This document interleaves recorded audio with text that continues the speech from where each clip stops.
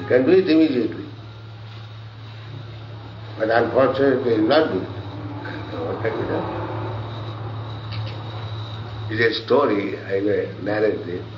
One poor man was begging on the street, and Lord Shiva and Parvati was passing as ordinary man.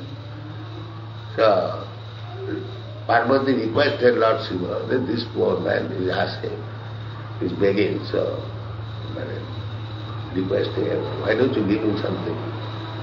And Lord Shiva replied, even if I give, he will not be able to enjoy it. He is so unfortunate. Oh, that is Lord Shiva, why don't you give? So Lord Shiva, in a watermelon, gave him, say, $1,000.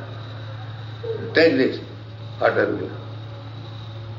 So he thanked him, and after that, he thought, what I shall do with this watermelon? So another man came, said, if you take this watermelon and give me 1 anna. So he gave 1 anna and he took it. Because he had no good fortune to take that money within the water. Our fortune is like that. Krishna is giving us the final benefit, but we are not taking care of. This is our response.